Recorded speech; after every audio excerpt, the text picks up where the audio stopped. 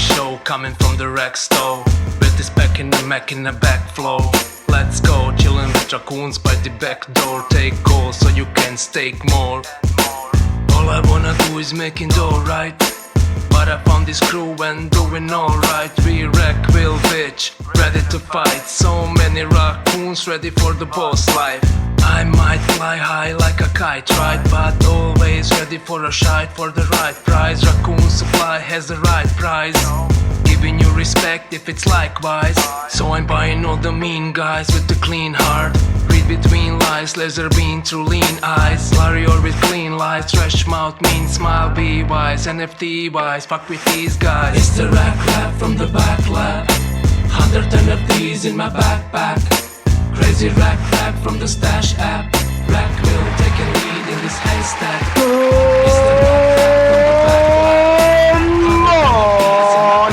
RAC FM, and I believe it is Finn's up here. I mean, it must be Finn 8 AM or 800. What does the O stand for? Oh my God! Tonight we are sponsored by the Make-A-Wish Foundation, who are, I don't know why, for some reason celebrating their Ambedo. I don't know what incurable fucking disease he's suffering from. I don't know if he's blagged like leukemia or something. I mean, Finn, how did this happen? What's this Make-A-Wish Foundation shit with Ambedo? For people that aren't aware, there's this really bad genetic disease called plebiscitis, and it's been going around a lot on crypto Twitter, and so it somehow caught the attention of the Make-A-Wish Foundation, and they reached out and they said that, your boy is like an amazing artist. We're really upset that he's got this plebiscitis going on, so we want to help him and we want to grant him his last wish. And you know what Ambedo said? He said, my last wish is to have my two favorite people, Dead Right Dove and Carter, on the show. So and here we are. We made it happen. And what a fucking day. I mean, if you're going to have these two chads, right, on a fucking Twitter Spaces on any given day of the year, like today is the day. So without further ado, guys, and it's the first time I've spoken to you, man. Hello, Carter. Are you all right, son? Doing good. Thanks for having me on. I can tell this is going to be a lot of fun and very informational. Oh, dude, you fucking gas. I mean, you and Dead Right. Like literally this, we're making a joke, but like, so RAC FM, Finn, I should say, the boss man, about 6 weeks ago, he created the Freed Camp, and we've got like a workflow and shit now, man. We have to honestly, we've got deadlines and shit. I don't even know what's going on. I'm not even getting paid, and we've got fucking deadlines, right? So we said okay, we'll create shows we want to listen to, and we're like, Ambedo's our artist, right? The OG, and we're like, what shows do Ambedo's like, you've got to get Carter and you've got to get Dove on. I've got so broad. Tonight's agenda has basically been sketched out by you, man.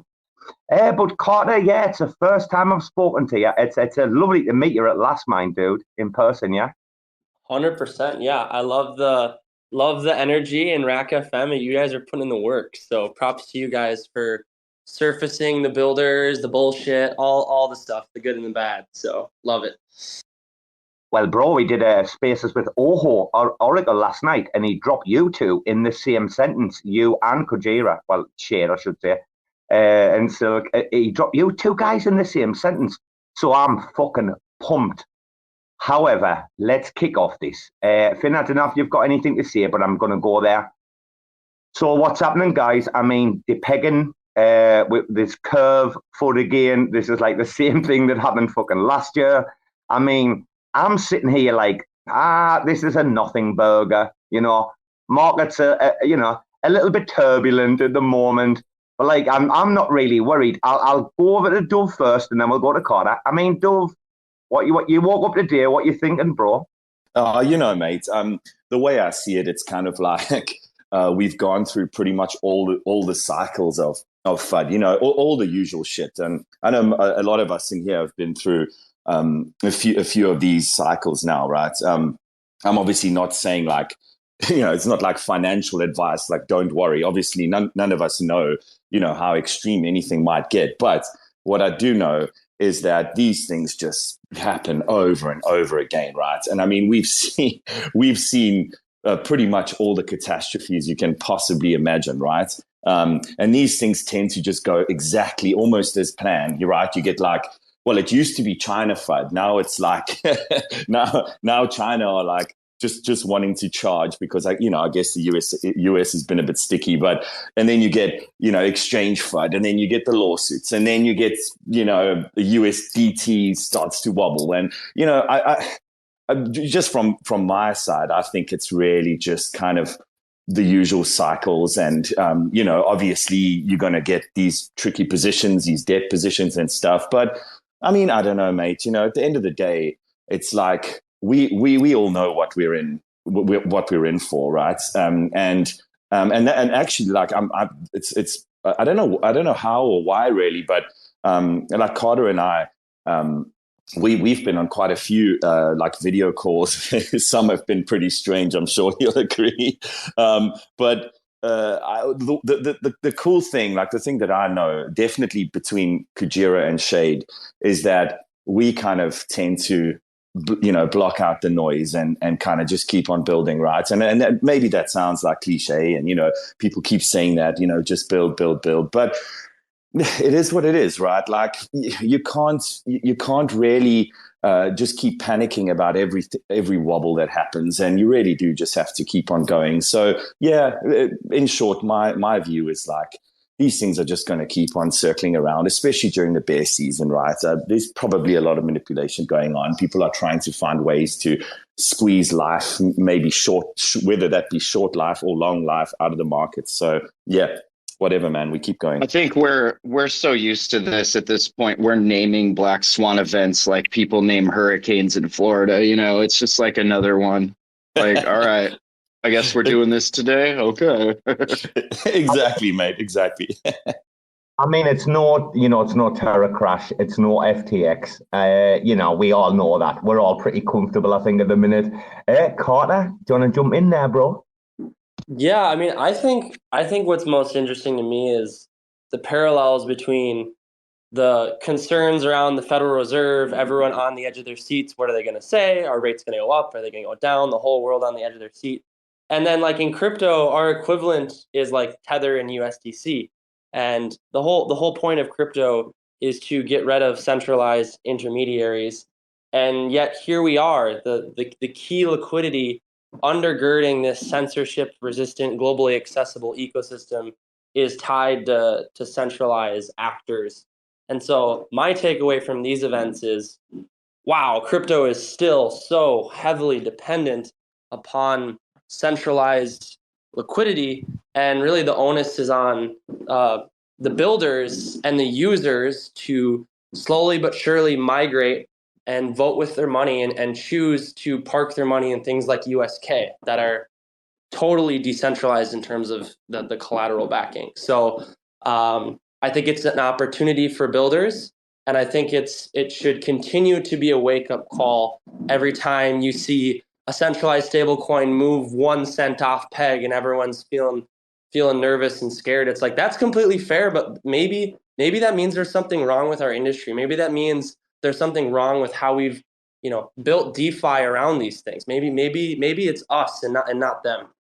I think that's what really like rings true for a lot of us, that at least those of us that got into it at the beginning, pre-Terra crash and stuff, was like that whole idea of this decentralized economy, this decentralized stable, something that like would renew a sort of trust in people with their monetary systems and stuff. And I feel like that's a lot of what attracted me, at least, to Terra, was what, just listening to Doe speak. And when I heard you on, I don't know if it was the Shade Swap one yesterday or last week, but you were like really giving me some Doe vibes in what you were saying about all of this, like how it needs to be created in a way where it's private, but it's trustless, but people can like use it, like it, everything Doe was saying, like you're echoing. And that's why I think a lot of us follow you now until Doe comes back and we can figure out what the fuck else, he wants to do. Like we're here for Kuji, we're here for Shade, all that shit.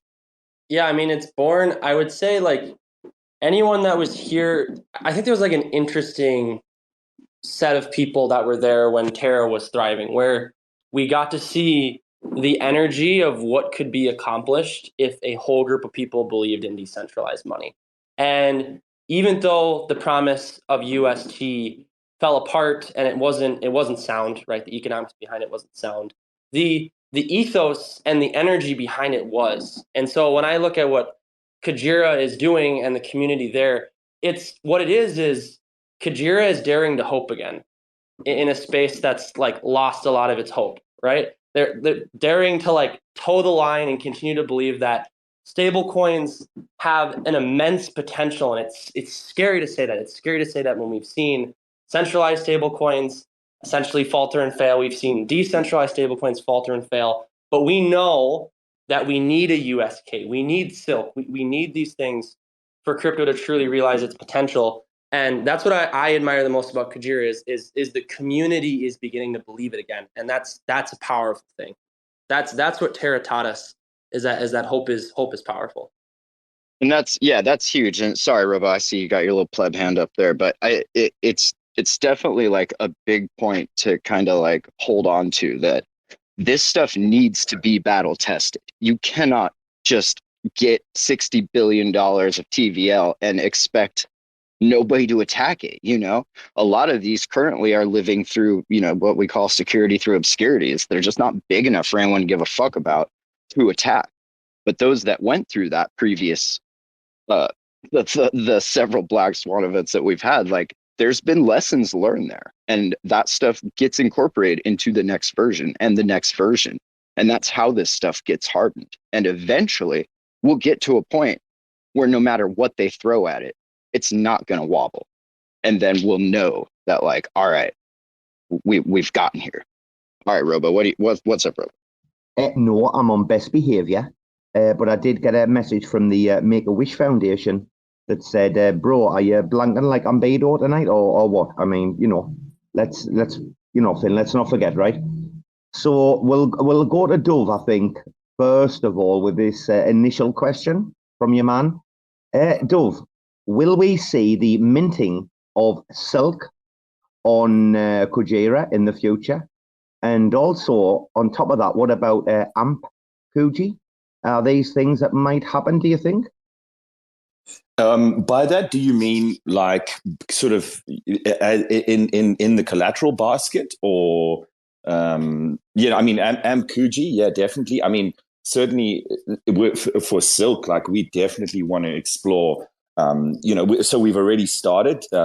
I mean, the Shade guys have just been really, really magic to work with, and so they obviously, I think you guys would have seen the USK Silk pool, and we're going to be spinning up one on both. So there's already this kind of like really deep integration that is going on between these two teams, and yeah. Anyway, Carter, thanks very much for those kind comments, by the way. Like, you definitely put all this stuff a lot more eloquently than I can, but yeah, in terms of, I think Amp Kuji for sure, because obviously that's already in the ecosystem. But the problem that we have, right, is that let's just take Kuji for example. You don't really want to be messing about using your own token as collateral for the stable, right? Like, we could do that. We could do it tomorrow, and the USK would just the supply would just rocket, and we could do that, but that seems to be the shortest route to getting in the crosshairs of some nasty people, right? So yeah, I think you guys know us by now. We don't mind sometimes if things seem a little bit boring. That's okay. Like, based on everything we've just said now, and Finn, I think you hit the nail on the head, right?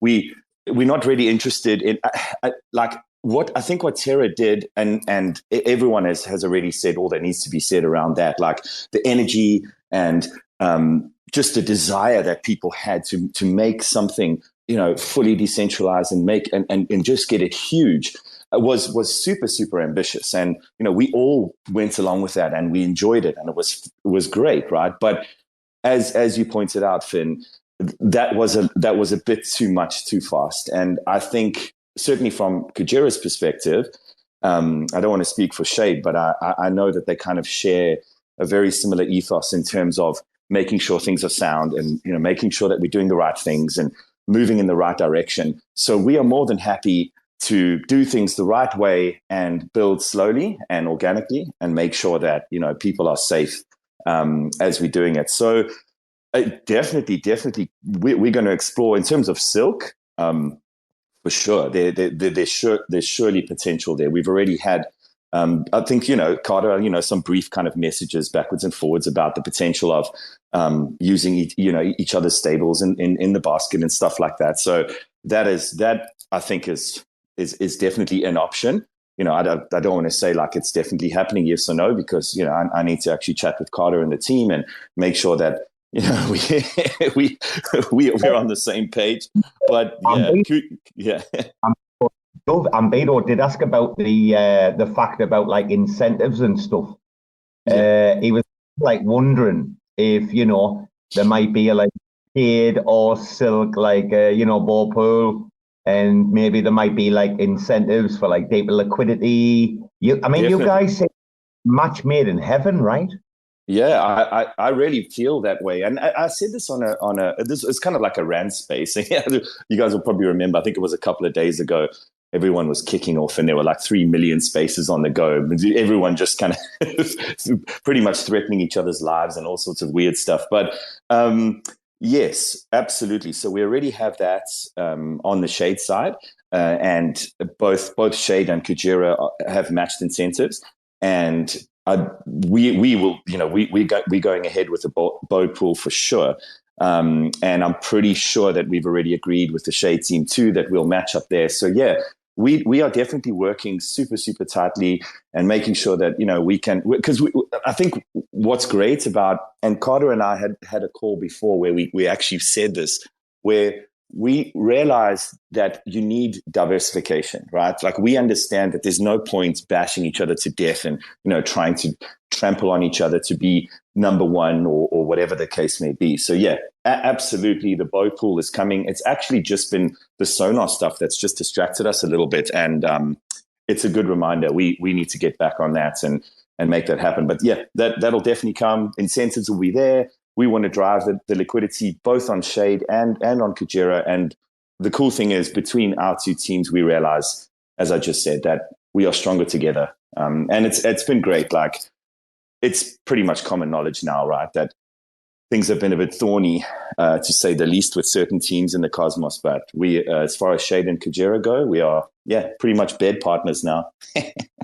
Yeah, I'll just hop in here. Definitely, there's full support to bring Shade incentives to Bow and get Shade and Silk listed on there. Like I'm so excited about the prospect of that. And I'll also say it's been great working with Kujira. I think there's other dexes that shall not be named that it like we're all trying to build like an interwoven economy here. And so I think it's really interesting when extra friction is added to the process in like a significant way.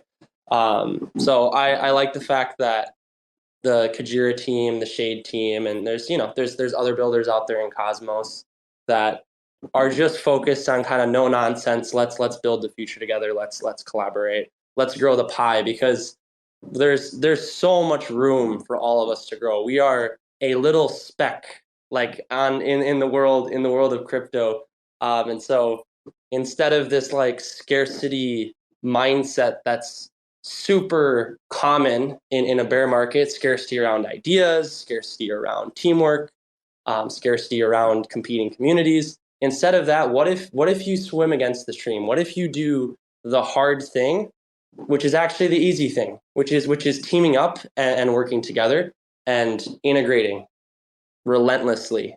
What would that achieve when we emerge out of this cycle? What will that achieve, and where will we stand, a year from now? And I think Kujira and Shade and all the other builders out there that are focused on that mentality are going to be in a really great spot. Carter, hasn't it been proven time and time again, like through like 3 bull markets now, 2013, 2017, and 18, and then recently? Hasn't it been proven that the people that build are the people that come out at the end of the pipeline, kind of like looking good? That's why I love you guys, man. Shippers. He's a fucking absolute shipping, right? Read Carter. I mean, I don't want to have a divergence. I don't know if Finn's got anything to say, but Ambedo, Mr. Make-A-Wish, did have some questions about your general thoughts, Carter, for shade, or in regards to like things like LSDs, liquid staking derivatives. Obviously, they're all on shade, but your man thinks it will be cool to see like some derivative LPs sometime in the future on shade protocol. Do you think that might be happening anytime soon or not? Eris protocol, Finn's a big fan, by the way. Yeah, I'd love that. I mean, we're very focused on being a liquid staking trading hub. We have a really we put a lot of research into a new curve called asymmetric concentrated liquidity, and it's really efficient for trading between L1 tokens and staking derivatives. Well, just staking derivatives in general. So if there's an appetite for it, I'd love to have that team reach out to me and chat with them, or any of the community members that want that. I'd love to open up that discussion. It sounds like a good idea. Yeah, I can help you there, mate. Like Philip, for sure. I'll put you onto them. I mean, he's a real tiger, you know. I kind of appreciate that. And I don't mind if he's listening. Like in the beginning, we're a bit like, whoa, you know, easy now. But then you kind of start to appreciate that, and you realize that the guy's actually really just pushing hard and building too. So yeah, I'll gladly hook you up. So Carter, staying on with you there. Like basically, you know, if we forget about like people like Noble, etc., and if we think about like what, you know, people are trying to do with like real like decentralized stable coins, you know, and this is to both of you guys, but we'll go to Carter first. Like in the future, and this is in the future, yeah. I mean, do you think it would be possible where you'd be able to like mint USK with Silk? Or mint Silk with like USK? Do you think that will be like some, if they were like, you know, longevity wise, like successful, Carter? Would that be something on the table, maybe? Yeah, I think if I can speak frankly about this one, I think there's a lot of benefits and a lot of risks, right? So like if Kujira accepted Silk as collateral for USK, they're fully trusting all the code we've built and all the risk parameters we've built. And so I think that's probably pretty risky to do until like maybe 2 to 3 years in the future. I think like time is on our side with these things, and it's best to wait for the respective decentralized stablecoins to prove themselves to be blue chips. Like when you're playing, you know, a 10+ year game, there's no rush in the present moment to like integrate something that can introduce risk that's outside of your control. So I'm very excited about the concept of accepting USK as collateral and minting out Silk. I'm sure Dove feels a similar way, but I think it's one of those things that there's no rush. Let's let things continue to establish and mature. And when the time is right and the discussions are had and the risks are properly parameterized, then you do a very small scoped experiment. So that would be my answer to it. Oh, I love this guy, mate. He's fucking class, isn't he, Dove? Dove, you got any comments, bro?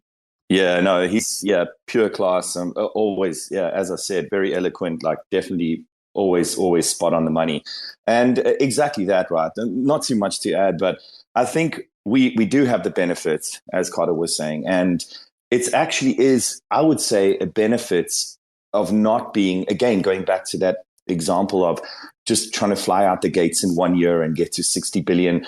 That shouldn't be the goal, right? Like that kind of stuff is a little bit sort of governmental in a way, right? It's like, well, we're going to, you know, swing our dicks and just go shoot for the moon and stuff like that, which is not the way we should be approaching this. And I think the benefits that we've seen and the lessons we've learned, right, should be taken to heart. And I think that is the main thing. We need to learn from past mistakes and build very, very rigid systems. So yeah, 100% agree. And once those things are proven, you know, what you can do is you can have a really, really small, you know, it could be a tiny cap of the whole supply and just, you know, get people kind of used to that idea. But yeah, exactly as Carter said, what we should be doing now is concentrating on building systems, I think building systems out right now is more important in our view than pushing a stable coin to some kind of massive supply. Because I think that these systems certainly, and I know Shade feel the same way, but so like from Kujira's perspective, what we're really trying to do is build like a complete monetary system that actually works for people. And, you know, if USK, like USK isn't our main focus, right? It's like, it's sort of, I don't want to say it's a means to an end, but it's a way for, it's decentralized money, right? Which is great. But what we need to build around that are systems that can really, really bolster that stable coin and bolster basically a user's experience more than, as I said, just trying to like shoot for the moon in one direction or the other. So certainly at the moment, we are more concerned about building up these rails for people to come along and build on, building, you know, more stuff ourselves, obviously, especially with the Sonar app now, like building sort of like native experiences, native mobile experiences for people.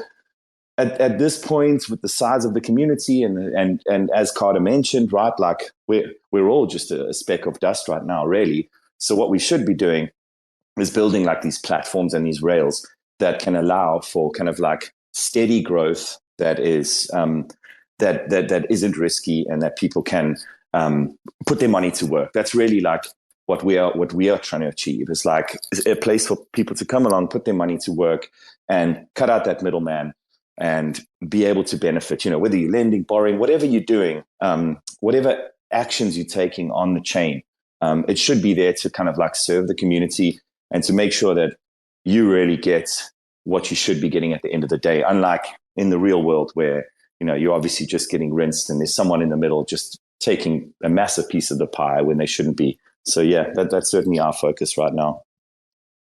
Bro, I mean, fucking dynamite. Like, I'd love to give Carter an opportunity to like jump in here, but this is the perfect. You mentioned renting. I mean, your man, the Make-A-Wish Foundation down there, Ambedo. This was like one of these top questions was like, has like Kujira ever considered like renting the Orca liquidation engine to other chains, etc., with like lending and borrowing markets? Have you been approached by other people to be able to use that engine? Yeah. And okay, because he thinks Orca like bidding on shade vaults would be like unreal, you know.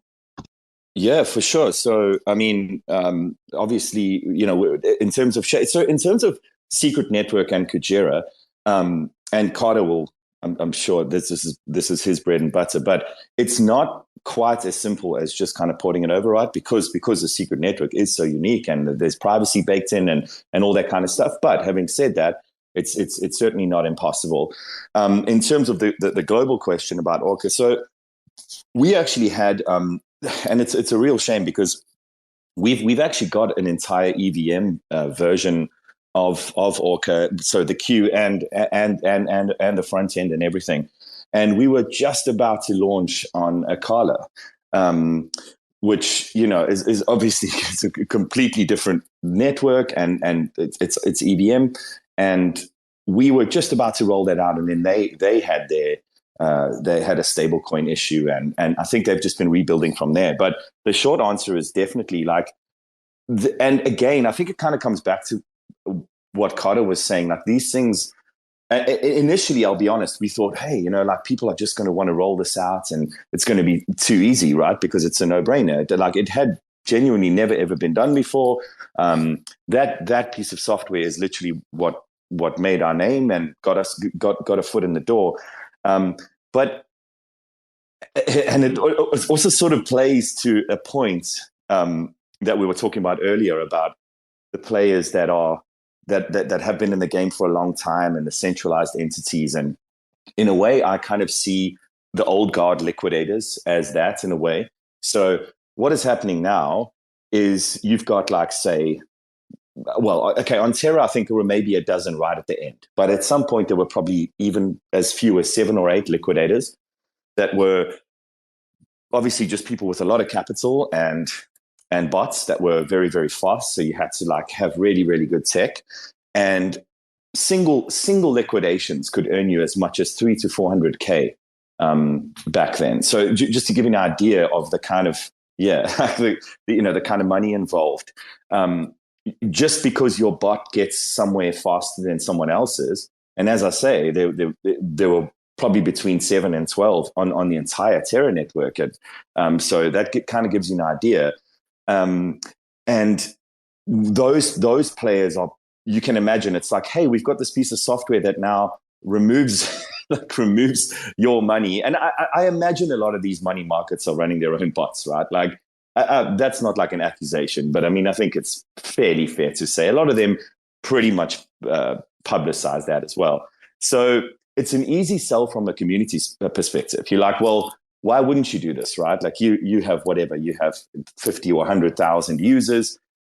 These liquidations need to happen. They're absolutely essential for anything that involves, the borrowing of funds.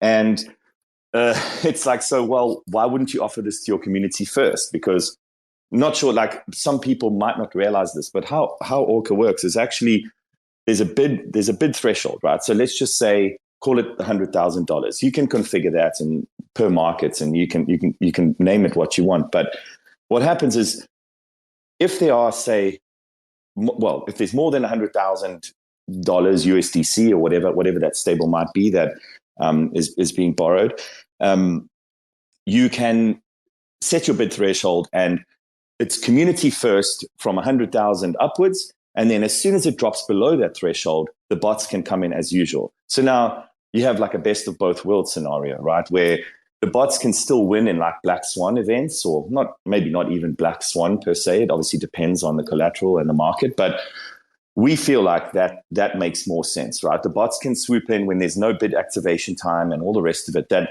once that threshold has been depleted, then, bots can fly in as usual. But it's still a little bit of a hard sell in a lot of ways. And it's because it's a paradigm shift, right? And those always take a bit more time. Like when you approach someone with a paradigm shift and say, well, this is going to be way different from what you're used to, it takes a bit of time to warm up. But yeah, as I say, we're already like dead close to Akala, and we've got chats open with like 20 or 30 different different protocols from all over. So yeah, it's definitely going to happen. Paradigm shifts, Carter. Carter, you've obviously looked at the liquidation engine. You've obviously got your own thoughts about how things occur in the marketplace, right?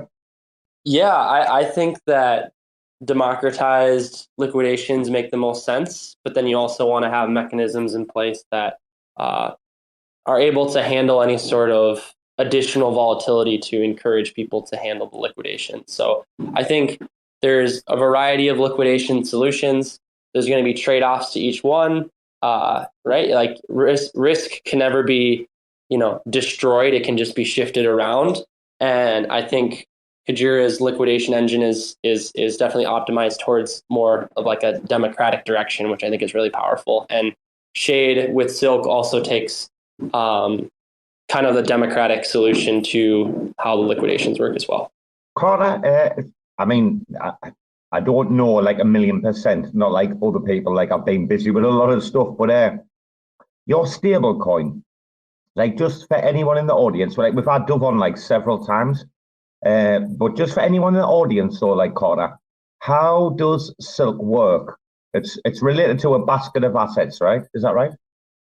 Yes. So Silk is really interesting. So essentially, Silk tracks a basket of global currencies and commodities. It tracks Bitcoin, gold, the US dollar, the Canadian dollar, the euro, and the yen.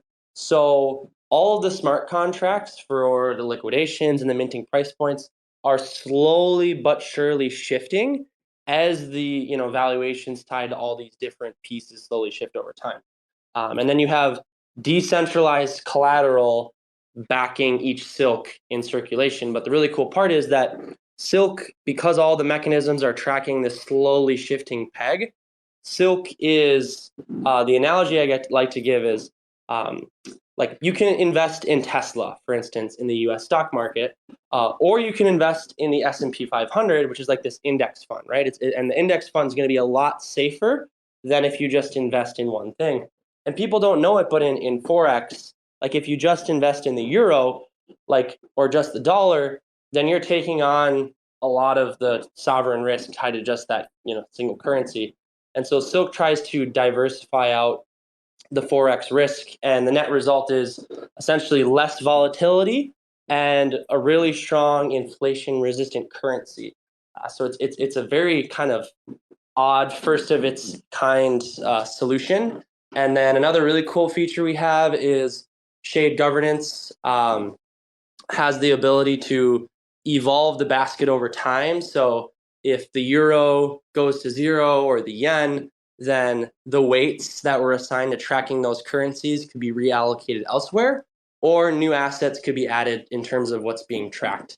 So Silk has that privacy and that censorship resistance. It has that global volatility resistance, and it has the ability to evolve over time.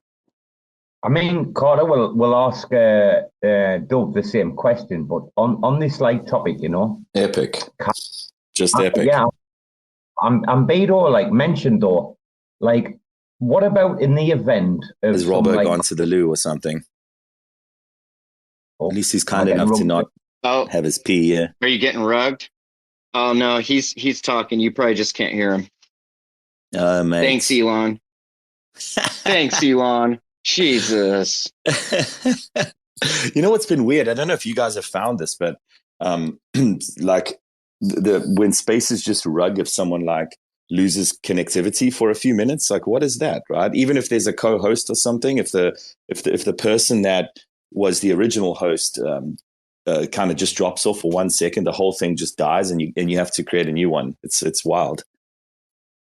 Yeah, the whole handshake is just awful, bouncing between your LTE or whatever and Wi-Fi, and then when you get a phone call in, if your phone kicks over to LTE or Wi-Fi, it's such a shit show.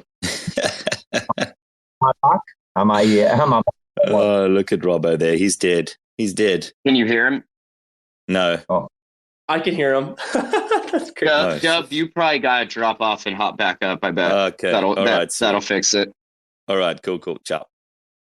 Well, we'll stay with Carter because, Ambedo said today, but obviously there's been some news today, blah blah, and both Dove and Carter involved deeply in stable coins, and your man Make a Wish was saying, in the very rare event, that one of the kind of collateralized assets or whatever has this really, really bad catastrophic price fall or whatever, what kind of safeguards are in place?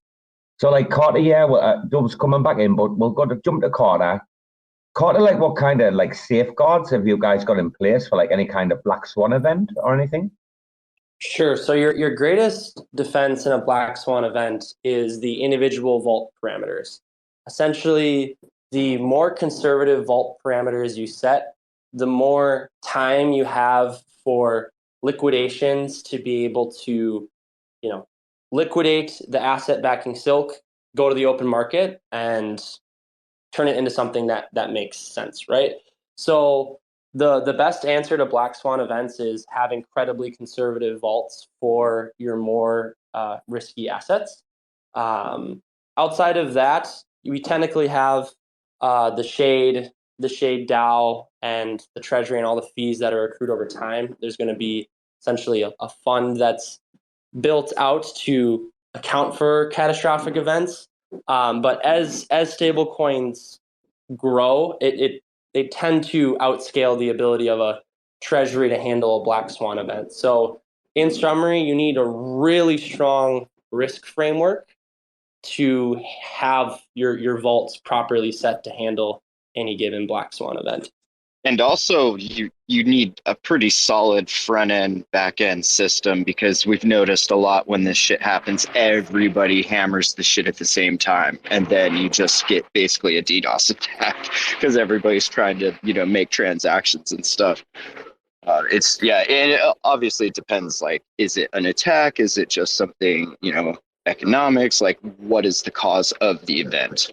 In the attacks, we generally see normal DDoS attacks hammering the AWS servers, whatever the fuck people are using, and then that just further causes like a decline. Just people are freaking out even more because they're like, "Oh, I'm getting a bad gateway or whatever the fuck," and then it just panic in the streets. In the event of some random like Black Swan event where like one of your like collateralized assets like just gets like nuked or whatever, like what kind of safeguards are in place like for USK? Yeah, so it's exactly as Carter mentioned. The parameters that you have for all of your assets are pretty much critical. That's one thing. I know, Finn, you mentioned like the actual front ends and stuff. So this is why slowly over time we've been fully decentralizing is probably a good word, even the infra. So we have infra providers now like literally all over the world, which is pretty cool because that's often it's like the RPCs that can get really hammered. And if you have them kind of centralized in terms of a global location, that can be fairly dangerous. And like we know that has been a bit of a pain because it's really not been the easiest thing to work out. And suddenly Kujira users are used to the fact of occasionally having to change that RPC. But as we've gone over the months, that's been getting more and more consistent. And we're pretty confident that we'll get that really, really nailed over the coming months. And, we've got more providers coming on. So, yeah, that's certainly something that we've thought about. It's not just the actual mechanics of the stablecoin. You've got to think about the tech itself. So, yeah, that's kind of just so that everyone knows that these are really like the reasons why we've been doing this kind of thing. Also, for the purposes of true decentralization, right? Like, ultimately, I guess a blockchain should really be almost totally kind of community run. It's a very hard thing to do straight up or straight off the bat. It really is a process. But anyway, yeah. So pretty much exactly as Carter said there in terms of your parameters. So what we've also done at Kujira is we've got a team of people that have been working basically against the data from UST. So in terms of the oracles and how things work in a huge downturn, we've been modeling all of that on the crash of UST. And that's been something that we've used that as the extreme scenario. So we've modeled that data and then put that against our parameters for USK. And that's kind of been our way of like testing, the very worst case scenario, as well as exactly the same, starting to build up a treasury where you can at least, have some funds to mitigate these things and get the wheel turning again. So it often is a case that, like you could have some kind of attack or something like that, and you can kind of get the wheel spinning again, right? I think a lot of people think like, if it goes, it's gone forever. It's kind of not the case. The way these things work is they can like jolt themselves back into life. So there's kind of like interesting things when it comes to the value of anything, even something that is meant to be dollar backed. It's often the case that you might only need a small portion of value to be injected back into the system in order to kind of get it up and running again. So that's kind of something that maybe a lot of people don't really realize. It's not necessarily an all or nothing thing. But yeah, as I say, when it comes to all the Oracle work and all of the situations that we've been testing, we have used what we feel is the most extreme case to model the whole system against. So, we're confident about that, and it's good that we've done that stuff. But again, yeah, like we keep saying, there's obviously risk in everything, even in global systems, right, as we've seen. So I guess all we can do is just keep on learning and modeling what we've seen in the past. But yeah, that's it from our side. I'd be curious, have you guys been approached at all by let's say not necessarily Risk Harbor specifically? Thanks to Ray, we've had some things come to light with them, but any other like insurance sort of providers, have they been like hitting you guys up at all to offer their insurance services? Yeah, we've definitely had quite a few conversations. But as you say, like sometimes you look at these people and you think, that's not really going to work, or there's some kind of potentially shady stuff going on.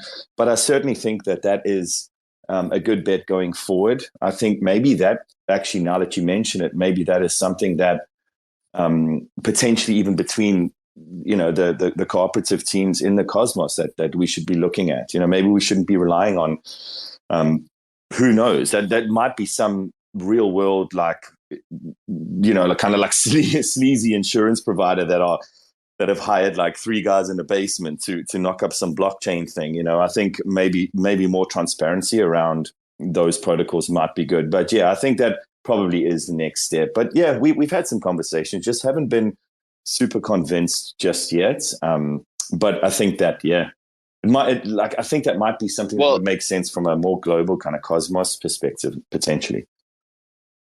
You be sure next time Risk Harbor hits you up that you let them know as soon as we get that 7 mil back, then we'll start talking business again. But until that happens, blacklist. Exactly. We'll put the raccoons on them for sure. And I definitely, before Carter jumps in, I would feel a whole lot better about a protocol like that if it was something community driven rather than like a White House intern or whatever the fuck those guys were. Like, that would make me feel way better about wanting to utilize it and just having them in the eco as part of the system. Yeah, 100%. Yeah, go for it, Carter. But yeah, I agree fully. I think we need to know something like that is being so crucial. I mean, I see Ray's on the call here, the Eagle Eye Ray Raspberry. I mean, if someone like him was involved in something like that, you'd be pretty damn certain that there's no funny business going on. Leave him down there. Turkey Dow Insurance Agency at your service. Leave him down there. Carter, because I am going to segue, do you want to contribute to what's just been said, Carter, there?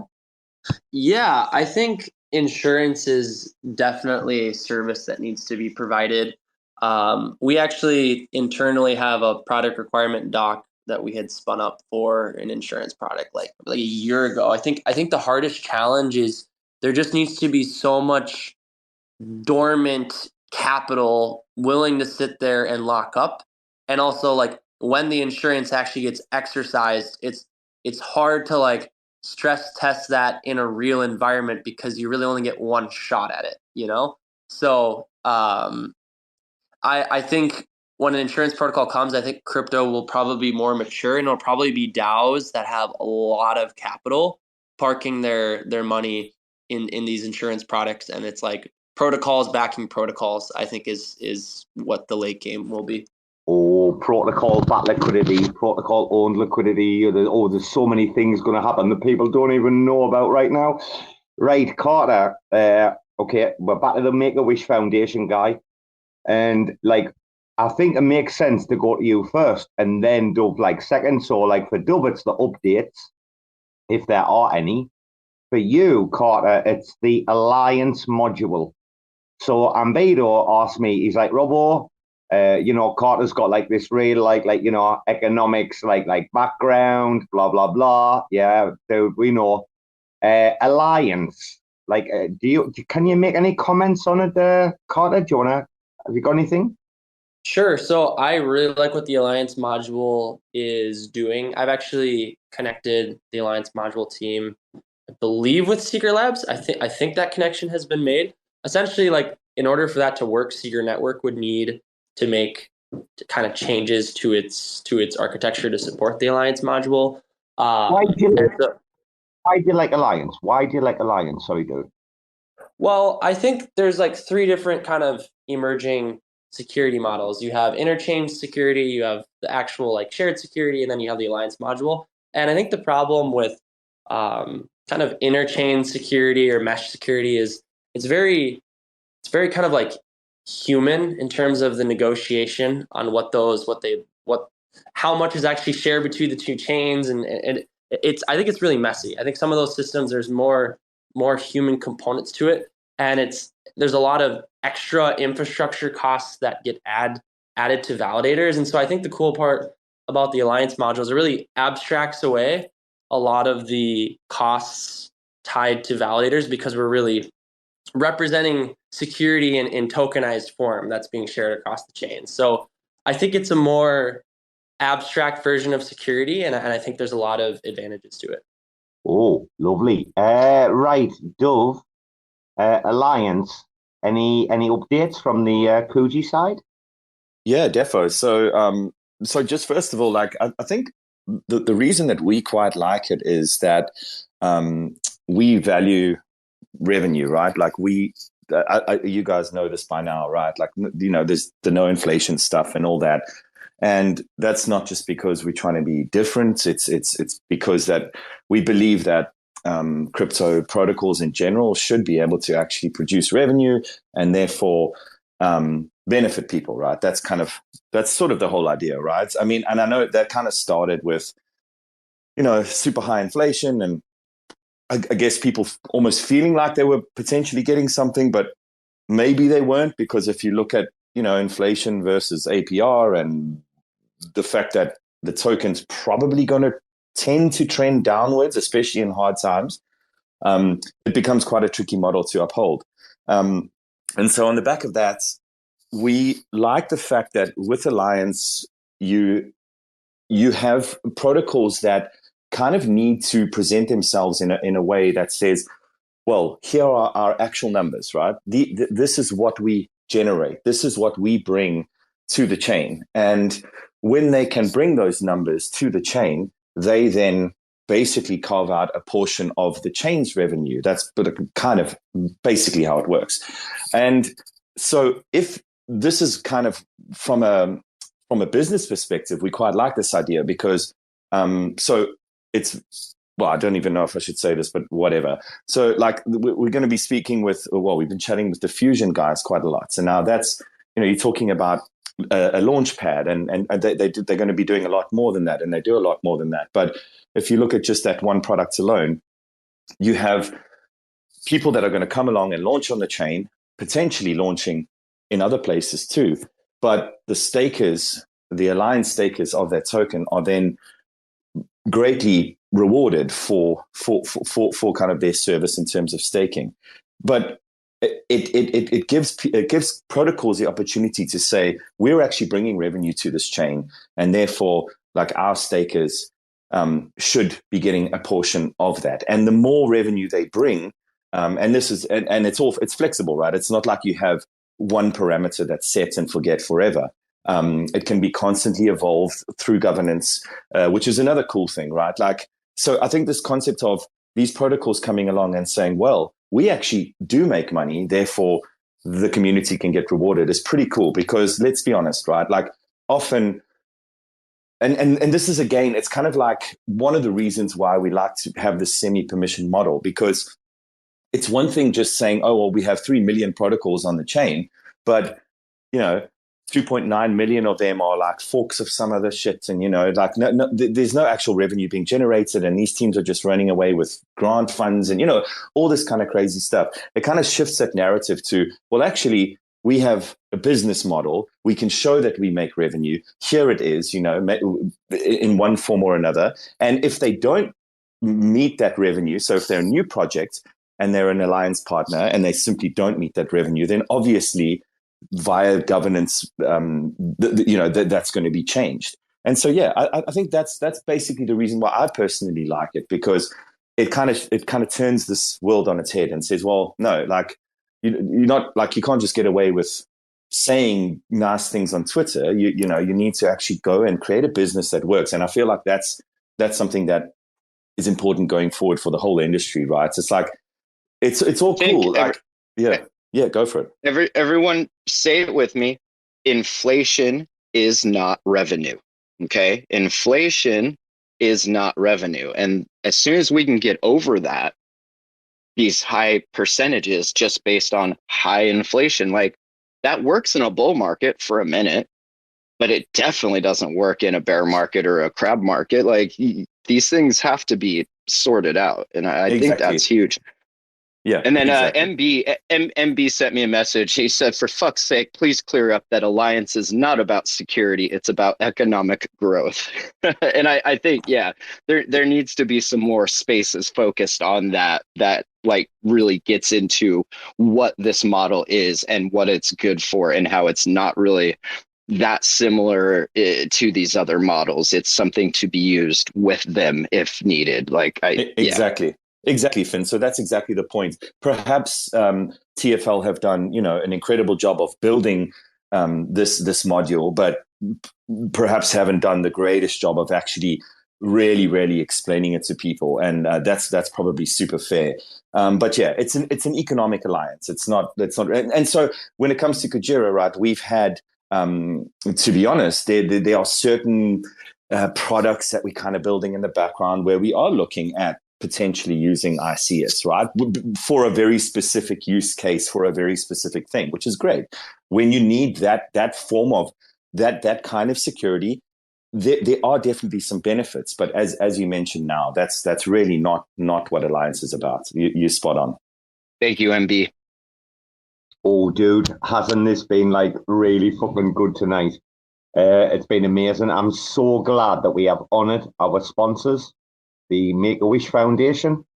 God bless Ambedo and his generic inherent bone fucking marrow disease or whatever he's got. I don't know what it is. Whatever we're celebrating tonight. Anyway, privacy as a service, Finn. That is like Ambedo's like, coup d'etat, right? Carter. So secret, privacy as a service, it's being touted as being like one of the next biggest things. We all want privacy, and maybe how would that like fit in with Kujira? Like, I mean, surely like Kujira could leverage privacy as a service. Is that right or not? Yeah. So privacy as a service is this concept that Secret Network can export privacy by allowing people to leverage the private smart contracts of Secret Network. Like, you can essentially trigger something on a public chain that changes the state of the blockchain on the privacy side. And you have like this really nice relationship between the two that can unlock some interesting new use cases. So I myself have not looked too deep into the privacy as a service model. I know the big thing they really are focused on is RNG. So if you're working on games or any sort of thing that needs a like random number generated in a safe and non-predictable way, Secret Network can essentially privately generate that and export that to another chain for that randomness to be generated. So there's lots of use cases that people like that on the gaming side. In terms of actually having it integrate with something like Kujira, I think the best example is actually like USK on Secret Network is private, right? Like when you bridge that over, your USK now has privacy features. So it's I'm excited to see where privacy as a service goes. I know the core team's really pumped about that, but I would say the most direct use case is bringing Kuji and USK onto Secret Network gives you that privacy. Oh, fucking spicy. Ed Dove, got anything to say? Yeah, I mean, this for me is like a perfect example of why this whole interchain thing can really be a good thing, right? And like I said it before, in terms of like app chains, I think just to diverge a little bit and come back to the point, I think there've been a few comments like less app chains, more apps, right? Which I tend to agree with. And I think that, people are getting a bit carried away, like spinning up an app chain that whatever, like films an ant walking on the ground every day. I think people are getting a little bit carried away with it. But this is a perfect example of how this can be really, really, really beneficial between different chains or even a protocol in a chain, right? So like Kujira is a chain, but now we have Shade that are producing features that can allow our users to easily IBC over and have the privacy that they want, right? So this for me is a perfect example of how this, like between Shade and Kujira, why should we, they are the privacy experts, right? And so that's what I mean. In this instance, it's like, well, we're not going to go off and try and replicate what Shade and Secret are doing, because this is a perfect symbiotic relationship. The people that, want that kind of privacy can go off and do it. The people that are, happy with the kind of open ledger idea can do it as well. So this is why I think this relationship is really cool, and it allows flexibility, which is awesome. And I think that's what we need, right? Like diversity, flexibility. These are things that like we've been working very closely with the Shade team on, in particular, as you can see, with USK and Silk, and then with these kind of concepts where they're able to say, hey, go. And I believe, like, I think we can probably all agree. I think even IBC is still somewhat clunky. But it's going to improve, right? It's going to improve. It's going to feel a lot less like a bridge, and I think more just something that you don't even see happening. You can kind of start to see it in the more modern wallets and stuff like that, where you don't necessarily have to really think about where you are or where you might be housed at any particular moment. So yeah, I think that given a bit more time, all this stuff can be abstracted. Yeah. So TFM's a great example of that, right? Exactly. Yeah, exactly. And we like, certainly with Sonar Wallet, we've worked super hard on that. Like, if hopefully you guys get to give it a whirl. And yeah, we've tried to make everything. But so this is the whole point. And I said this the other day on another space, is like, you've got to remember that. And Carter, you actually said it earlier as well, right? We have time here, and this technology, I think, is really going to think about where we were even 6 months ago. Even talking about the Cosmos, people kind of love to hate on it. Even I do a lot of the time, whatever. But if you look at the growth and the amounts of chains and protocols and interesting things that are happening, and then you think about the time that how fast technology moves, I actually think it's going to be really, really exciting. And I think that kind of clunkiness of IBC is going to get moved away. Right now there's like different, like, every protocol, every chain is like conflicting settings and weird stuff, but I'm pretty sure that's all going to be standardized and it's going to be smooth. So yeah, that's all I have to say. It's kind of just great to have partners that can do the things that you don't do out the box for a living. So imagine the fucking smell. Imagine the fucking smell. Oh, goodness. Guys, you need to be wearing fresh underpants. You don't want that smell. I'm telling you, you do not want that smell. Yeah, I'll tell you what, though. It's the first time I've spoken to your man Carter. He's fucking golden. Like, right, okay, guys, we had Oho, Oracle on last night. Brandon, obviously from Umi, came in like later, but we had like Was on. So Carter, do you know Was? Do you know Oho, Oracle? Do you know the Umi team? Yes, absolutely. So we currently use Band Protocol, but we're going to be working with Oho to also integrate them so we can aggregate across both of those Oracle solutions as well as the other Oracle protections that Shade has. I really, really like. Overall, Cosmos needs way more Oracle solutions. We need stronger security solutions. We need to aggregate across multiple solutions. And really excited. I'm a huge fan of Umi personally. Like I like to celebrate them whenever I can. I think their products are really good, and I know that Oho for them is necessary to expand the Umi product line. And I think a lot of folks and other projects are going to benefit from what Oho can provide. Dove, you got anything there? Oracle? Hello, can you hear me? Wait, yep. I can't. Can you not hear Robo again? No, I'm good. Oh, baby. Okay. I'm good. No, it was telling me that everyone was muted, and including me. So I was rugged again. I think I had a double mute on. I mean, Dove, look, Prop 306, I haven't checked it. Prop 306 on Juno looks like it's going to fail. I think the issue is the gas fee. The gas fee's been increased. Everybody thinks it's such a fucking stupid, ridiculous, idiotic, childish fucking decision by people who should not be making these decisions. I'm not even going to go into this particular issue of the gas, on June, all right. But the narrative last night was that Oho, they'll get their prop passed if the gas decision or the gas prop is reversed. Like, it's quite a bizarre situation, I think, with Juno right now.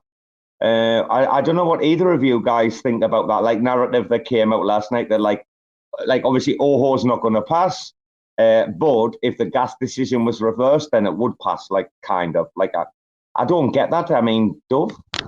Yeah, I mean, I'll be honest. I don't know, Carter, if you've been following along, like especially in the last few days, because we've been launching, Sonar, and we've just been obviously taking so much feedback. I'll be honest, I wasn't super familiar with that.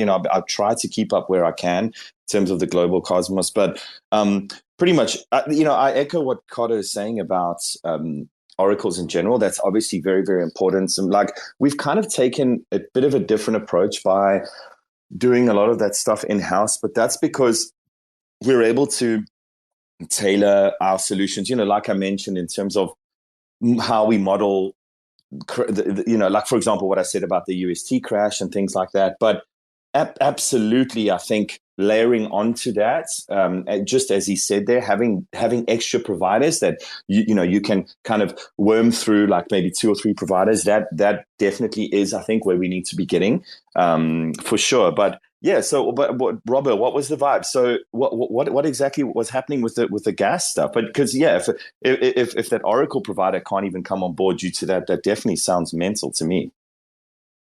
Well, I believe they asked for the gas fees to be waived for a certain period of time or whatever. Right. So initially they wanted to increase gas fees, and these are 2 different things. So, and I feel like it's just a logical fallacy that they are saying, well, if one would have not happened, the other would pass. Like that's just silly. But their idea was, it almost had a lunk burner kind of feel to it, to me at least. But they're like, well, increase all the fees because there's all these transactions happening, and that'll immediately print us a bunch of money, which I don't see that happening. Yeah, but anyway. And then for the Oracle, they were saying, because we need to make so many like pings, it would be ridiculous to have to pay for gas for that many pings to give you this nice real-time-ish service. And so if they can't get that passed, then they can just drop down the amount of data they're pinging. Like, we're only going to hit it, let's say, every minute instead of every 30 seconds. And those aren't real numbers, but just so you get the idea. And yeah, so then for them to say that, like, okay, if the gas thing wouldn't have happened, we would have just waived this. Like, that just doesn't make sense to me. So making money for whom? I mean, the way they came across last night was very, like, it was all about the validators, Finn. When you're talking about making money, I mean, it was all down to the validators, no? Yeah? Not the stakers or... Yeah, I'm still kind of fuzzy on it. I don't, my Juno bag is minimal at this point, so I honestly don't care. But yeah, I hope to see more oracles get out there and be able to do what they need to do and not get taxed to hell for it. So yeah, Carter. I was gonna say, my understanding of it is, yes, Oho essentially adds, like, you could consider it like a module. I think it's probably a smart contract and not an actual blockchain module. Someone can correct me if I'm wrong on that. It's one of the two. But in order for them to provide the service for everyone on the blockchain, for the dApps to, like, rely on it, you obviously want that Oracle to be as up to date as possible. And so they're trying to provide as high frequency of a service as possible. But that's obviously expensive unless the collective community says, wait a second, this is a public good. So validators should just include those transactions for free. And so I'm assuming what happens from the validator side, there's probably concerns about, like, we're have to take on this extra latency or this extra public good. I'd rather not do that. And Oho is probably saying, well, it's absolutely worth it, because then all of the dApp builders on Juno get access to a really good Oracle. That would be my guess. I also, to Dove's point, I haven't been tracking this one super closely. The gas one sounds pretty absurd, so I'm definitely going to go look that one up. But the Oracle debate, I would agree. That sounds like that's a validators taking a stance on if OHO is worth it as a public good and the negative externalities of having to support that infrastructure. Carter, you're right. And like last night, I think like it came across from was like pretty much like that situation. Like that is like the baseline question. Is it a public good or not? I mean, Brandon, who came on later, just like, you know, at the end of the kind of show, whatever, he kind of said like, look, you're getting like a top class Oracle for free. And they've got this like module that is supplied with the Oracle that doesn't exist on like Band or Chainlink or any of the others, where it has this like historical kind of like information. Oh, The historical. If this don't pass, y'all gonna stay poracle. I love that, dude. He had me dying yesterday. That shit was so funny. Oh, is Robo getting rugged now? Robo, Elon's telling you to wrap it up. We're over our time apparently. You gotta go put another quarter in the meter, bro. Am I back? Am I back or not? Yep. Oh, there you You're are. back. Welcome back. Bro, the tablet, like literally, the thing is about this Chinese fucking tablet I've got, even though I've put my own software on, it gives you no warning it's going to cut off. It doesn't give you like the fight. Like my phone gives me like a 20%, 15, 10, 5. Like it's like, bro, sort your life out. Where was I? Dude, I forgot what we were talking about there, Finn. Fucking I panicked. We were just wrapping up the show and thanking everybody for their time. Okay, I get the picture. You don't have to remind me twice. I do have to say though, Finn, what a pleasure. What a fucking gigabrain, like, you know, hour and 20 minutes or whatever, like with these two cunts. I mean, yeah, man, Ambedo didn't disappoint, Finn, did he? It's not often we get a couple of my favorite ecosystems and people in those ecosystems together to have a chin wag, as Dove likes to call it. And I see Kuji Kast in the audience. You guys make some really good content. I don't know if a lot of people like appreciate what you guys do, but that's sort of like, I don't want to call it dry humor, but well, Monty Python-esque, you know, like, oh, I love that shit. Finn, no.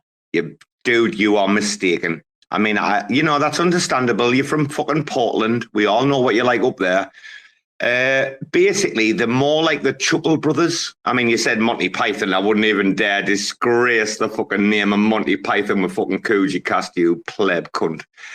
But yeah, dude, they're more like the Chuckle Brothers. You know, like to me, to you. Do you know the Chuckle Brothers or not?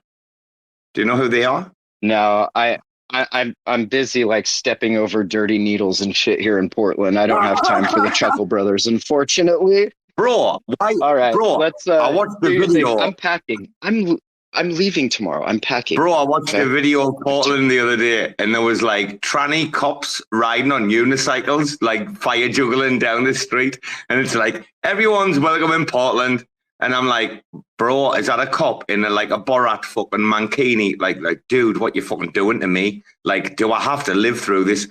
Like, literally, I want to kill myself every day, Finn, when I see this kind of shit, you know.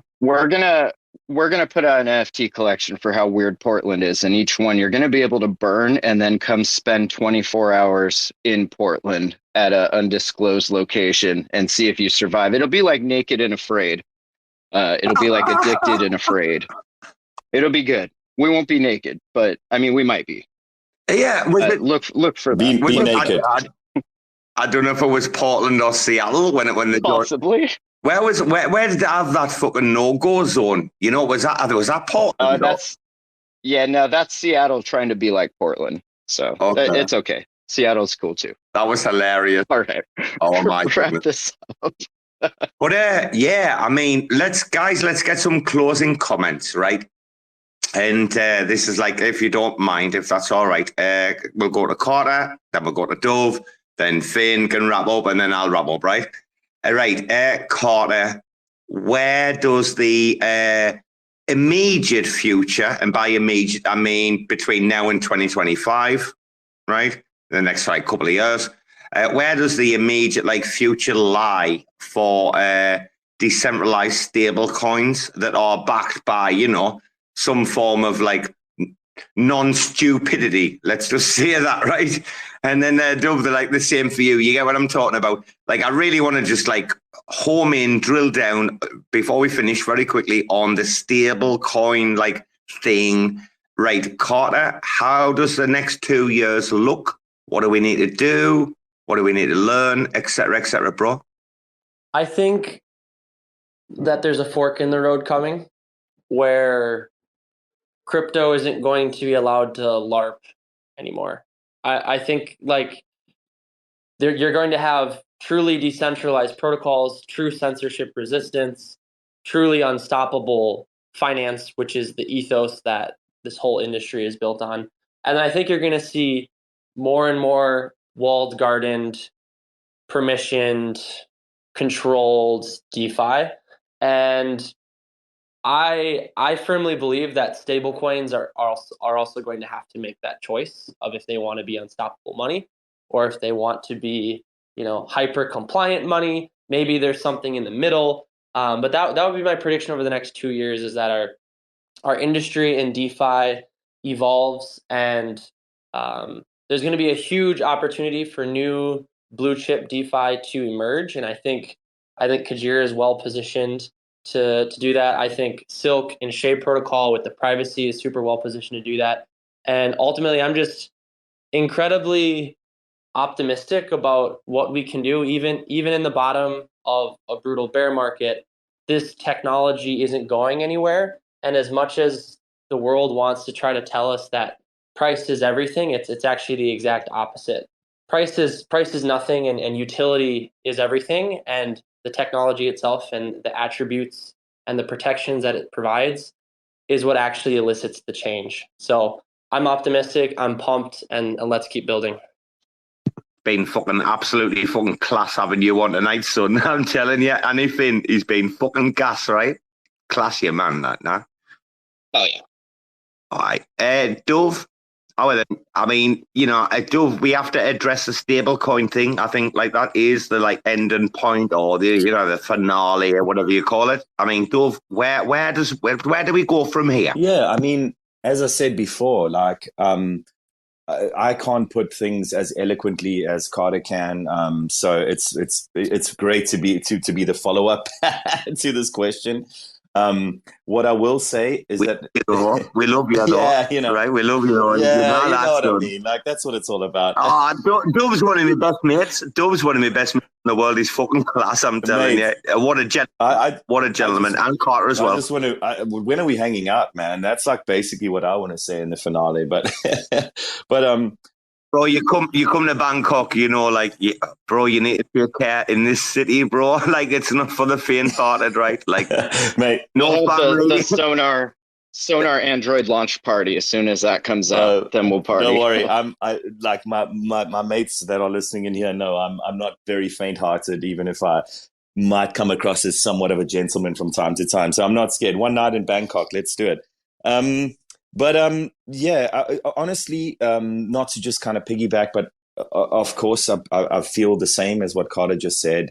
Again, coming back to this concept of for us, I think, yes, I would love to kind of make a prediction of 2 years' time, but what actually we feel is not more important, but really important for now, is to actually just keep on building these rails and building these systems for people, because we're going to have to basically bat off things along the way that we might not see coming, right? And that's that's something that we are acutely aware of. And exactly like Carter said, right?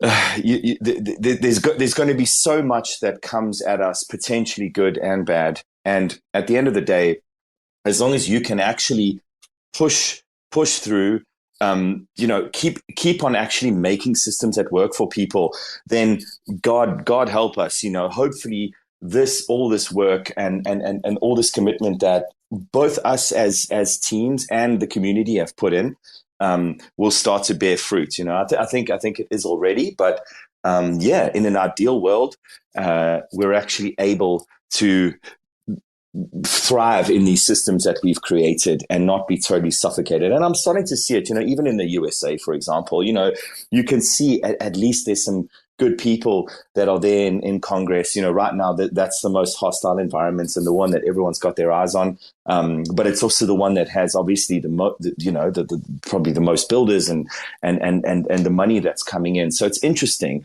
I feel like it's just a fight. There's a lot of fights happening right now, right? Not to get political or global, but there's a lot of stuff being pushed back.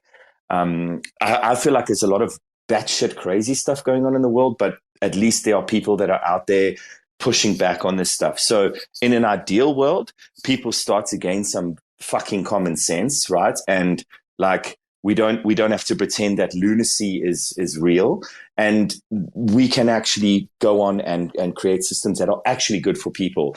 And my hope is probably more of like a sort of globally political one rather than just honing in on one, like stable coins, for example, because it'll ripple down. My hope is that, as I say, some kind of common sense starts prevailing, and we're not so gated and sort of controlled, and all these horrible things, and people can just be a little bit more free. And I think if that happens, then that's obviously going to ripple down into pretty much everything that we are doing. So I kind of feel it needs to come from a almost like a political perspective and like a global perspective. And I'd like to think I hold some hope of that happening, and we can kind of just stop having these supermen pretending to be saving us when they're not, and then we can move forward. Based, absolutely nice. Based. My vision for the future is that Elon is president of Mars, and Kuji, USK, Shade, all these DeFi protocols are the finance system on Mars. And that's where we're hanging out. That's the future I see. I'm down, mate. Mars is starting to look like a very good bet. I won't lie. Well, guys, I did pull like a little cheeky one. There was like 6 or 7 people in the audience, and I thought, oh fucking hell, if anyone's like got a question for either of these guys, like now's the time. And like I should have like said, oh, is it okay if I do this? But I didn't, and I just invited people anyway. But only Rebel Defi came up. Very intelligent guy, even though he's Scottish. Everything he eats is fucking deep fried. He loves iron brew. He has it on IV drips, I've heard, in Malaysia randomly. I don't even know what's going on there. Rebel Defi, have you got any questions? I hope you haven't come up here to be a fanboy. I hope you have got like a point. Hi guys, hi everyone. I was told to jump into the space, so I've literally just arrived. As far as the Iron Brew goes, I mean, I don't know if the non-UK people know about Iron Brew, but it's made in Scotland from girders. So that's where we got our mussels from. But what they did to Iron Brew is they took out the sugar and put all this fake shit in. So when they did that, I stopped drinking it. But it's been. I just caught a little bit of what Duff said there. I'm just remembering back to sort of like a year and a half ago.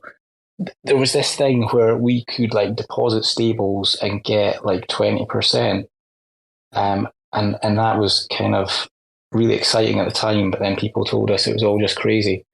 I'm just looking at this really exciting LP on Shade at the moment, 22.6%. on Silk USK combo. So it is reminding me of the good old days, guys. I initially thought when everyone started building their own stable that it's just not going to end well, too much fractured liquidity. But it's almost come full circle. Everyone kind of sort of went off and did their own thing, but then we're now coming back together. And I'm just loving seeing like the different communities working so hard together to keep this sort of decentralized finance thing going. Yeah, exactly, mate. Like we had a bit of a convo around this earlier, before you joined, and between Carter and I, and obviously the guys on the chat, just talking about how we are definitely stronger together and all that stuff, and Yeah, I think like my view is that the people that are kind of willing to work together and not kind of staying in a kind of shell, and I think there is kind of like an old guard and a new guard forming, which has been really really cool for me to see anyway. And yeah, I think that these systems are going to thrive a lot more when people work together. And yeah, like we've chatted about it, but the kind of symbiosis and the you go do what you do well, I'll do what I do well over here, and then we collaborate. That's how things get better. So appreciate that, mates.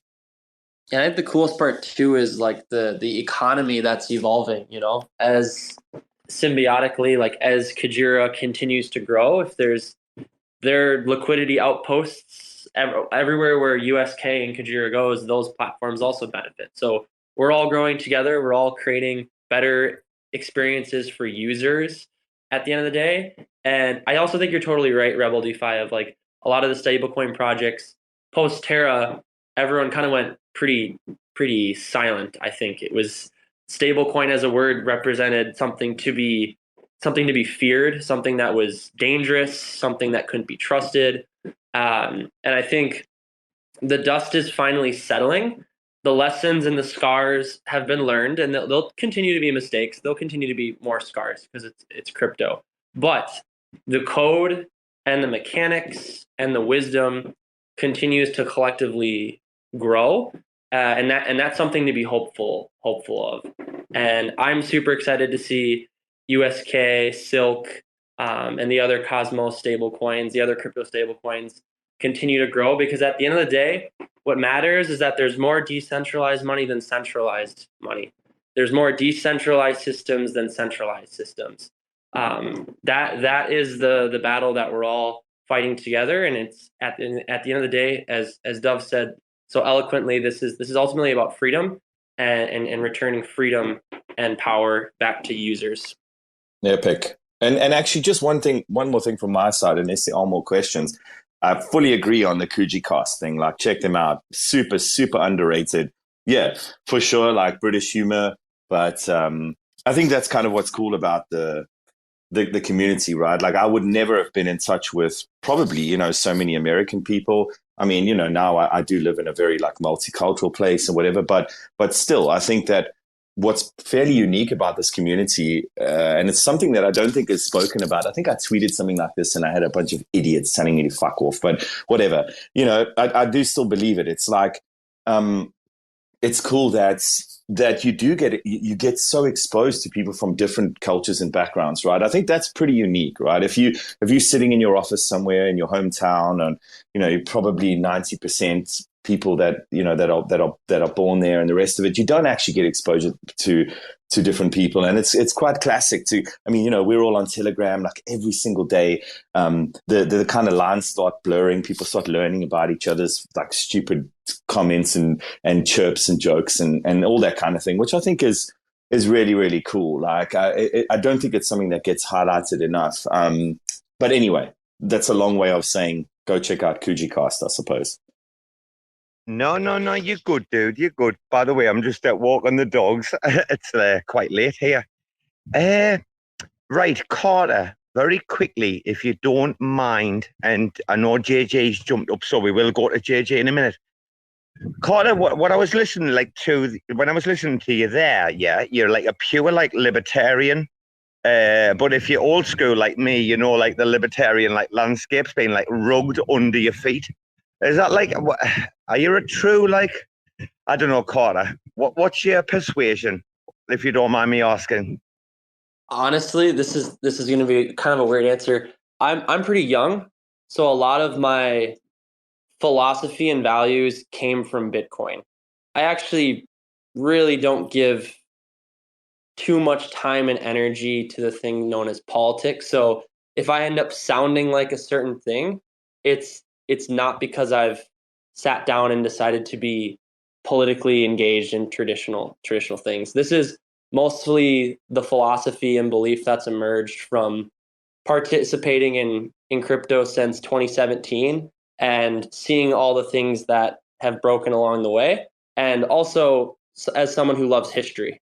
So I like to do a lot of reading. And so I think, historical view of finance and economics, as well as the present day lessons and pain we've experienced, that's what kind of informs me. I'm not super interested in the political labels, even if they probably do accurately describe components of what I believe in. If that makes sense. Oh, Carter, I would love to sit down, me and you, and do a history show like one day. Like, dude, can you imagine like the Brit and the Yank? I'm sure we could like pull this off. This would be epic. Yeah, dude, because you know what's amazing? I cannot believe like how much I can speak to Americans.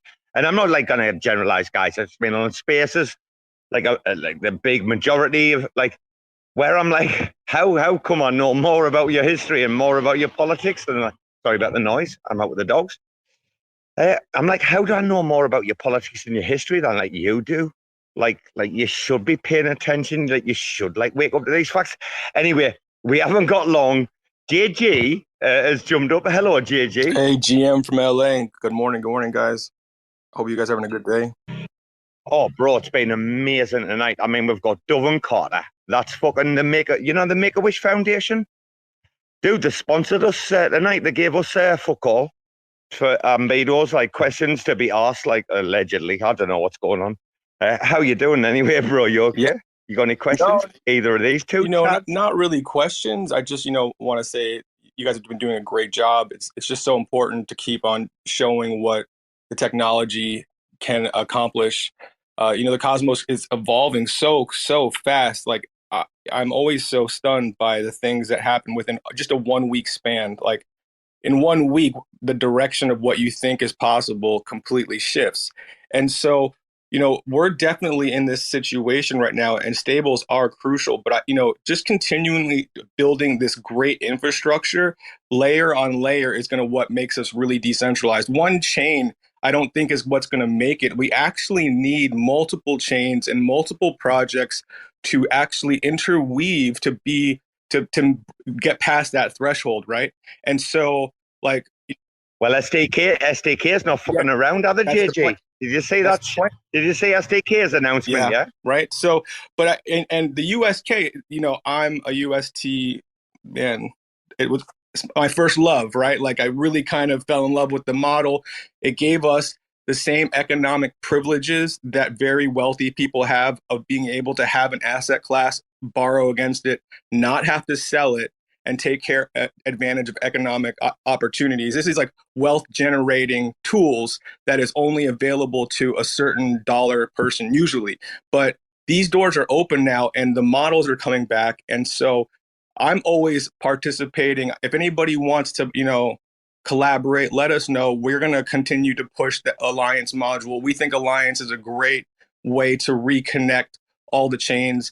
And I can't wait to see how you guys implement it. Like, I really can't. I'm really curious. You guys have always come up with really interesting stuff. Sonar looks great, by the way. Keep it up, guys. Oh, Kuji. Don't even talk about Kuji in the front end, right? I mean, these motherfuckers. Oh, Jesus Christ. Listen, guys. I mean, like I say, I'm out walking the dogs right now. It's pretty late back here. What an evening. I believe, though, that we might have Kuji Kast. Like, we can't go without Kuji Kast saying, like, hello, right? Chuckle Brothers. How you doing, son? How you doing, Sonny? All right? Are you all right? Or what? Yeah, good. Pretty good. Chuckle Brothers. I mean, you're probably fair. Oh, well, I'm sorry. I didn't catch last night's show. Listen, I will go back. And listen in the next 24 hours. I promise, right? I appreciate it. It was a good one yesterday. But Chuckle Brothers is pretty fair. Yeah, I'll take it. Dude, I mean, come on. I'm British, right? I'm old school. I'm 46, 47 this year. What do you expect? Like, that's what exactly what you should expect, right? I'm not miles off you, to be honest. I just appear to be a 19-year-old boy. Oh, dude, listen, I've heard, like, RAC FM need to be worried. I said to Finn, what are you talking about worried? He says, all these fucking young cats coming. Bro, I've heard you laying down some good material. I've heard there's some good programming coming out of Kujira right now, yeah? Yeah, we're all right, We're okay. We're fine. As long as you get triple digits, bro. I mean, as long, Yeah. I'm not going to lie to you. If I wake up in the morning and I look at the space, right, last night's space, and it's like Yeah. fucking double digits, I'm like, Oh, mate. fucking prick. Like, dude, I'm down horrendous, Oh, yeah. I know what you mean. That's the one. Yeah, triple digits. Triple, that's the way. Bro, if you wake up and you're like 10x, you fucking listens. If you like, look at the replays, like if you can see on analytics and you're like, whoa, we just did a 10x on the rate. You're like, I'll have a wank. I'll have a cheeky little crafty fucking ham shank. You know what I mean? That's what I did today. So that's how I celebrated. So you knew. Well, bro, I don't know how much you've listened to tonight, but I am going to round it down. Finn's had to jump off. He's busy going on holiday.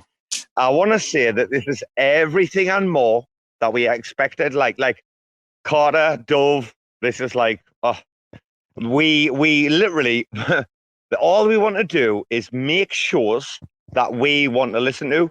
We've always said this, like when you're a host or a co-host, you're not really like listening to the show because you're engaging in it. You can't enjoy it. I listen back. Fucking hell, man. Bangkok. Sorry, guys. That's Bangkok for you. I listen back to every single fucking show, and like literally all we fucking do is make shows we want to listen to. This is one of them. I implore anyone that's joined late to just go back and listen to like Dove and fucking Carter, like, and just putting the industry on notice. Like, trust us, we're not fucking stupid, man. The community is so fucking intelligent these days. 2 years ago, unfortunately, the community was thick as fuck. This is how we bred this like generation of the Tag 3 friends. These days, and marching into 2025, which we all know is the proper buller, it's not the same. And I think it's all of our duty to make sure that we resonate this and educate people and like just do what we can to make sure that people are not fucking dumb cunts again and it uses like exit liquidity. But yeah, man, well, I'll tell you what, we'll close it out. Let's go to Dove first, then Carter, then I'll just finish the space. Dove, you got any final words, bro? Absolutely, mates. First of all, your energy is amazing. Like, thank you very much to you and Finn. Really amazing, man. Like, I love how pumped you get. It's just brilliant. And like you say, the numbers, and you're like, even in my DMs, like, Dove, fucking hell, we got like 4,000 views. I fucking love that. It's just so good. So thank you for doing what you do. You're right. We need to help people not be dumb. That's definitely a good life goal. I guess just finally, just wanted to say I'm probably the opposite of Carter, which I kind of like in terms of, like he said, I'm kind of young. I'm kind of old, man. Like, I'm old, bruv. But old and jaded. But what's great is we can still work together and be friends and just like build cool stuff. And yeah, I don't know, man, just this community, as I say, just being able to meet all you fine people and chat and do good things is just fantastic. So thank you very much, all of you. You guys are, honestly, guys and girls are just amazing. And just love you loads, and let's keep going. Imagine the smell, Dove. Imagine the fucking smell, bro. Oh, it's amazing, isn't it? Can you even imagine? I mean, I can smell it from here, to be fair. I'm going to have to get you the underpants. I'm going to have to send you the, imagine the smell underpants for Christmas Day. Mate, when? Imagine. I was literally distraught when I found out that those were at the time weren't actually real. But I mean, let's get on that, man. Bro, tomorrow I'm waking up and I'm going to Bangkok Center tomorrow, and I'm gonna. Yeah, mate, you're in the right country. Yeah. You can do anything there, man. Just get it sorted. Dove's a great friend of the family, right? And that's what we regard ourselves, guys, as a family. Listen, we don't always agree with everything, but that's the beauty about RAC FM is, like, this is where you come, you bare your soul, right? It's the first time your man Carter's been up. I would like to say pure family. I mean, Carter, you've been beautiful tonight, son. Talk about passing the sniff test. The racoon sniff test. Dude, yeah, you want your closing comments, like, Carter? Have you enjoyed yourself tonight or what?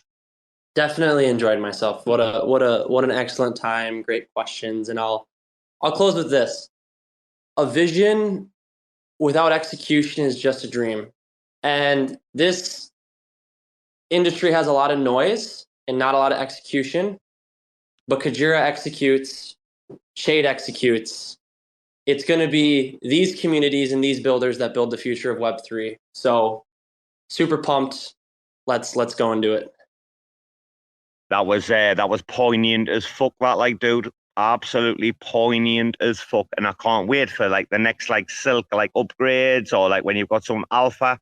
Or, dude, even if you just, like, want to come on a Friday show where you can, like, just, like, proper, like, just chat shit, where, like, you're off the company hours, like we are. Oh, JG's got his hand up. I always yield the floor to JG. No, Go I on, just bro. wanted to say before, because I know you're going to close it down. In 20 minutes, there's the White Whale update, and they have a bunch of information on their dexes for anybody who wants to keep listening to Spaces.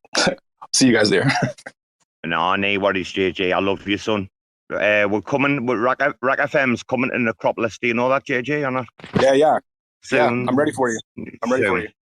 Yeah, dude, we're just planning, like, we have to be kind to all the chains that have been, like, kind to us, like Stargaze, Omniflix, and blah, blah, blah. But yeah, dude, Luna, Necropolis, it's coming. We've already got the DAO set up. Yeah, man. Listen, guys, if Rebel Defi, have you got anything to say before I'm going to shut it down? I just think the reminder that you gave out for people that arrived late, like myself, we need to go back and listen to this. I heard Carter and Dove were maybe riffing on Alliance a little bit, and that's all to do with partnerships. So, yeah, I want to. Oh, bro, this space has been absolutely fucking insane. I thought we were going to be lucky if we got an hour. I mean, we're touching fucking 1 hour 45 right now, and trust me, sorry about the traffic. I'm in Bangkok. Trust me, like, Ambedo's Make-A-Wish, like, it's pulled off, like, better than we can expect. So Ambedo, yeah, we all thank you, dude. We hope that, like, you're incurable, whatever it is. I don't know, leukemia or fucking bone cancer or whatever he's got. I don't know. He's got something where we had to do this for him, kind of. Anyway, guys, right, let's wind it down. I would just, like, wholeheartedly like to thank you. So, Carter, thank you very much, son, and much appreciated, yeah? Oh, there he's gone. And Dove, thank you very much, son. Thank you very much, guys. Love you guys loads. And Rebel Defi, we actually riffed a tiny bit on TFM as well. So there we go. Love you guys. Let's talk about underpants tomorrow. Let's do that, sir. Let's do it. All right, guys. Take care. Ciao. I'll tell you what.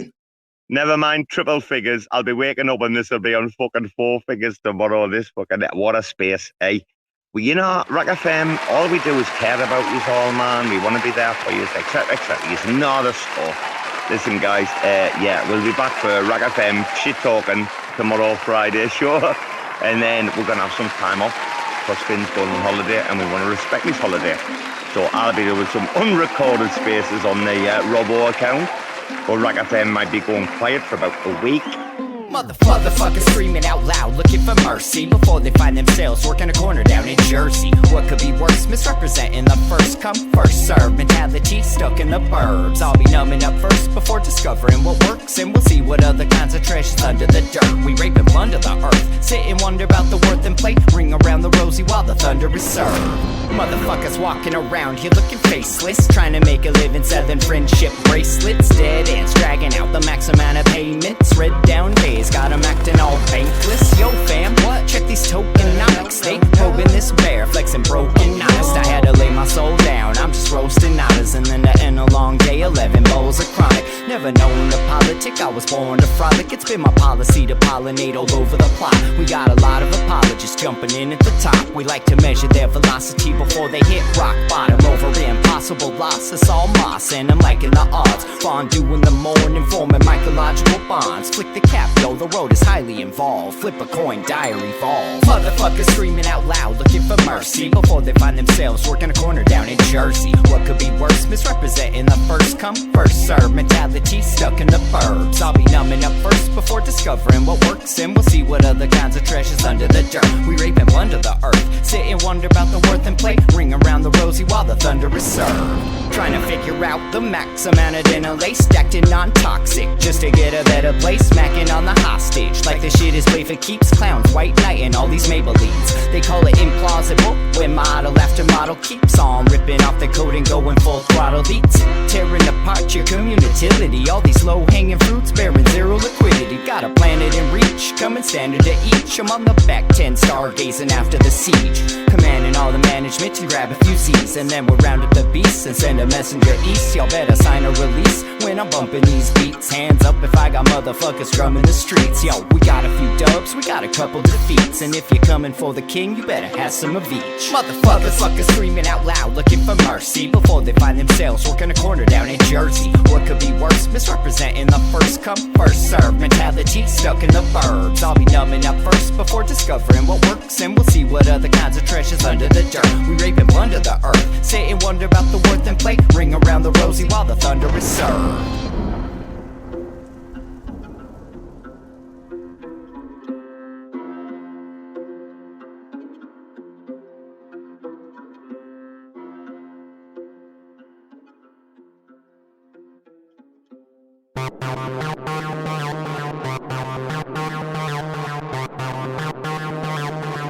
TerraSpaces.